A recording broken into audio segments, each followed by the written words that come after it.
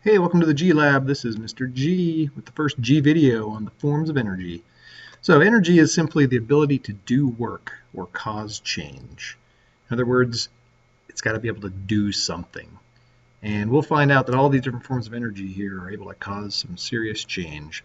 So we're going to break down the forms of energy into two major groups. The first one is kinetic energy, and kinetic is simply the energy of motion, and potential energy, which is stored up energy. So kinetic energy, kinetic simply means motion, and potential means it's stored up, as in you have the potential to do something, but you haven't quite done it yet. It's stored up and going to be used later. This first video will go over just the kinetic energies. There's about 5 of those. And in the second video, we'll go over the potential energies, the stored up energies. Now, some scientists would break down energies just into these two forms. Some might say there's 7 forms, not 9. Some might say there's 6 or 5 or 14. The main idea is that we're getting at all these different ways that energy can be found, and these 9 seem to break it down pretty well. So we'll start with the first 5 in this video on kinetic energies. The energies of motion. Things that move have kinetic energy. So as we look at all these different forms of motion here, think about what it is that's moving. And we're going to start with the simplest one, which is the energy of moving objects. So when objects move, they have what's called mechanical energy. So mechanical energy is simply the energy of moving objects, and that's all it comes down to. Now, to get in a little more detail on this, mechanical energy is found, for instance, by a simple formula. And you don't need to memorize this, but the formula is 1/2 times mass times velocity squared. So what we can see here is that there are two things that affect the amount of mechanical energy that an object has. Its mass and its velocity. Velocity is basically another word for speed, although in a certain direction. So if we were to say hold the mass of something constant and change the velocity, so imagine you had a baseball and you're going to throw that baseball at something, say at a cardboard box. You could keep the mass of the baseball constant, you always use the same baseball, and change, in other words, have a variable in your experiment be the velocity. If you toss that baseball, say, not very hard, it would bounce off the cardboard box and barely move it at all. If you were to throw it with a medium velocity, it would knock the cardboard box back a little bit, and if you really hucked that thing, it would knock the cardboard box all the way over. And the reason is because that velocity, as it increases, actually it's squared, so it increases very quickly. It has a massive effect on the mechanical energy of that object and its ability to cause change to that cardboard box that you're throwing it into. Since energy is the ability to cause change, we can see that increasing the velocity is going to increase the mechanical energy. Kind of like you'd rather be hit by someone on a bicycle if you're standing in the road, as opposed to someone driving a large truck.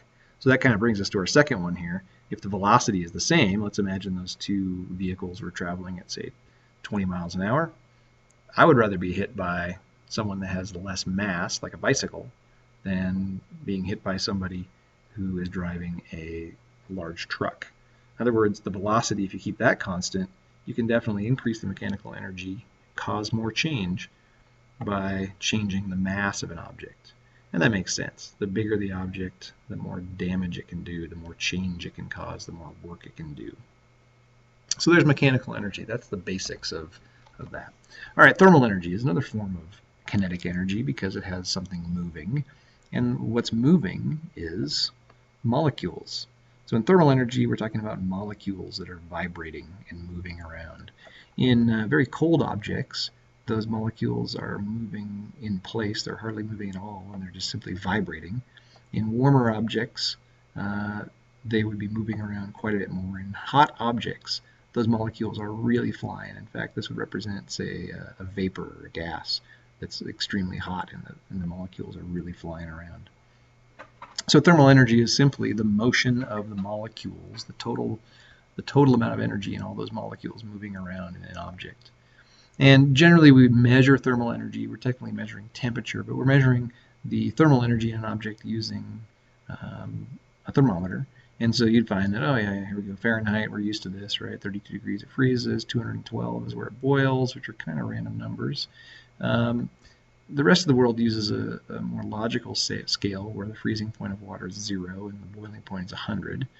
Seems like it makes more sense. But the interesting thing is that even if you have a chunk of ice that's really cold, let's say it's in your freezer and it's really not just at 32 degrees Fahrenheit or 0 Celsius, but it's way below 0. So we're down here, say at this line, 0 degrees Fahrenheit. Ooh, it's really cold. It's a chunk of ice. Amazingly, that chunk of ice still has a fair bit of thermal energy in it. Even though it's freezing cold, those molecules are still moving. If you can get those molecules to actually stop moving, that's a whole other story, and it goes a lot farther down on the scale. And so sometimes scientists will use the Kelvin scale. In the Kelvin scale, 0 Kelvin is where all molecules stop moving completely. So we call that absolute zero is another name for that, 0 Kelvin. We don't say 0 degrees Kelvin, it's just 0 Kelvin. And that's pretty darn cold. Negative 460 Fahrenheit, negative 273 Celsius. Ooh, that is frigid cold. In fact, getting things down to that temperature is extremely difficult, essentially impossible almost. But deep space, where it's extremely, extremely cold, where you're far from any source of energy like a sun or star, that's usually between about 3 Kelvin. But if you look at this, even a very, very cold ice cube is somewhere in the, like 255, 260 Kelvin. So this shows that it definitely still has thermal energy because those molecules they're moving. Until you get all the way down to 0 Kelvin, things have thermal energy, no matter how cold it is. The moon, in its very coldest place, whoa, frigid, look at that. But it's still got 100 Kelvin. So the energy it's still there. Those rocks still have some thermal energy even though they are frigid cold. So thermal energy is simply the movement of molecules. That's what's moving. That's what makes it a kinetic energy. All right, electrical energy. Let's move on to that. In electrical energy, there's also something moving. In this case, it's not entire molecules or atoms moving around. It is simply just a little part of that atom that's moving around. So with electrical energy, essentially, you need to have a circuit so something can flow around the circuit, and that something is an electron, actually electrons. And those electrons are flowing around the circuit from one end of the battery to the other, essentially. And as long as there's a complete circuit, those electrons will flow. And if they happen to flow through a light bulb, they'll light the light bulb up. If they flow through a blender, they'll spin that blender. And if they flow through you, they will electrocute you, if it's enough voltage in that battery or power source. If there's a gap there, of course, then they won't flow. Or if a switch is open where it doesn't allow the electrons to flow through, then they won't flow through. But here's what that looks like. If you were to zoom in really, really close onto that wire, you would see that wire is made up of atoms, usually copper atoms. And these atoms here, these are just representative of those. Here's the nucleus here, and here's the electrons flowing around the outside. The electrons basically bump down the line because an atom has an extra electron. It bumps over to another one, bumps down the line, and essentially the flow of electrons is simply bumping those electrons down the line. And they move rather quickly, of course, through that wire. So electrical energy is simply the flow of electrons. It's a form of kinetic energy because the electrons are moving down the line, and that can then do some work for you, or certainly cause some change. All right, our fourth kinetic energy here is light energy. And light energy is a fascinating, fascinating thing. When you shine, say, pure white light, say sunlight, through a prism, and this is just basically a piece of glass.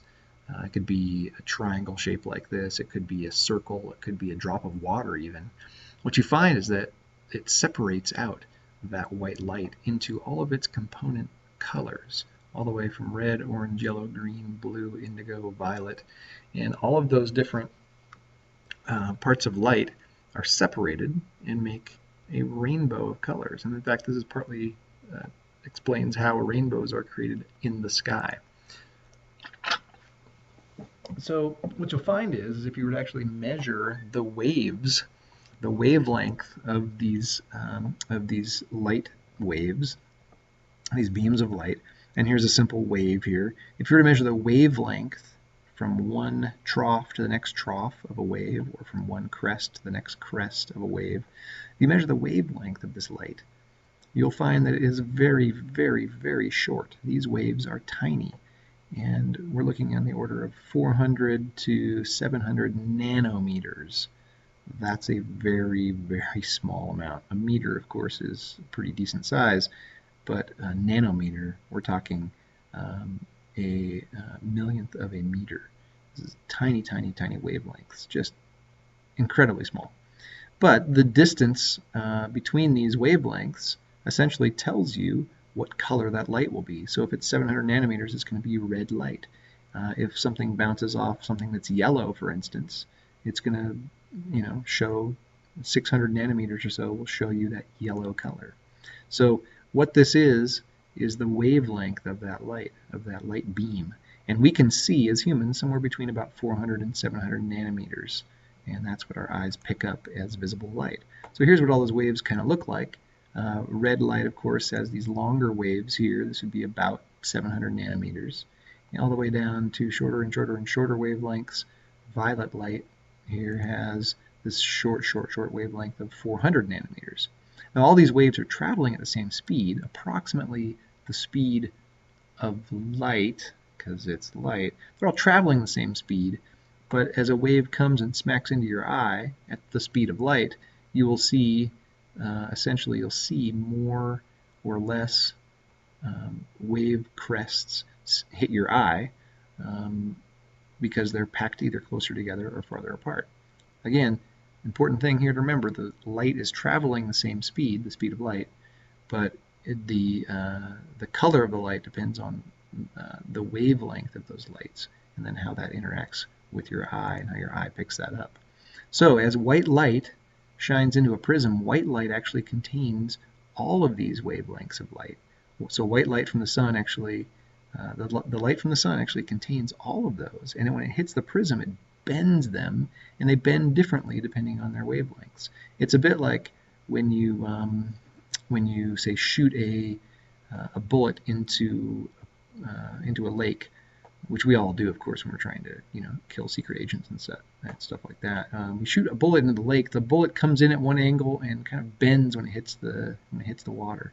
The same thing you can achieve by putting a stick, a straight stick, or a pen, or a chopstick. Put that into a glass of water, you'll see that the light bends, and it makes your straight object look bent right there where it hits the water. The same thing is happening here. It just happens that the violet light is bent a lot more than red light, and so it spreads that out into this rainbow of colors here. So white light actually contains all of these colors, and they're only separated out when you can bend them. And the bending process is what we call refraction. A little different than reflection. Reflection is when light bounces off something. Refraction is when it actually is bent by that. So refraction, a little different than reflection. So what does that mean? When you look at an apple, actually, the apple itself, some of the light is being reflected. So here comes in white light, and they've separated out in this picture here, but red, green, blue, all the colors of light and all the other colors are in this white light that hits the apple. And what happens then is red light is reflected and hits your eye, and you go, oh, it's red. Meanwhile, all of the other colors are absorbed. Green, the blue, the yellow, the purple, the orange, all of those other colors are absorbed, and only red light is reflected and comes off of the apple. And so that's why you see what you see. When something is white, it means that all of that light is being reflected. And when something is black, it means that it's absorbing all of that light, which makes sense if you think about it. If you're wearing a black shirt in the sun, it's going to feel a lot different than if you're wearing a white shirt, because that black shirt is absorbing all of those wavelengths of light. All of that light is being absorbed by your shirt, which then transforms into thermal energy. White, on the other hand, is reflecting all of that light away, and very little, if any, is absorbed. So therefore it doesn't heat up very much. So that has a pretty nice application for what to wear. Now, light energy is pretty great stuff, pretty neat. Yeah, neat, but check this out. What we see is actually a very small portion of what's out there. So for instance, there is ultraviolet light that we don't pick up with our eyes as humans, but certain creatures do. Flowers, for instance, they look like this to us, but when a bee sees them, bees, many species of bees anyway, can see in ultraviolet light. And so when they see flowers, they see patterns that the flowers have that reflect ultraviolet light and give the bees a nice little target that says, hey, there's nectar right here. Oh, and also we're going to put some pollen on you to have you help us reproduce. So the bees and the flowers here have co-evolved these traits that help them get what they need, and it's because bees can see in this range of ultraviolet that we can't see in. On the other hand, some creatures can see up here a little bit into the infrared zone. And infrared radiation here, infrared light, is essentially heat. And so when certain species of snakes, for instance, I know can do this, they would look and they would see heat. You can see this little rodent here, whatever it is losing a lot of heat through the top of its head, its eye sockets especially.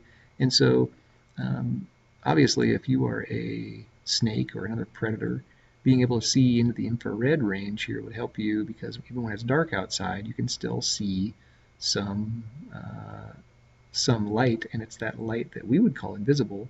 But if you're that predator, you can actually see those things. Notice the cold nose. That's like a dog with a cold nose. Interesting. Yeah.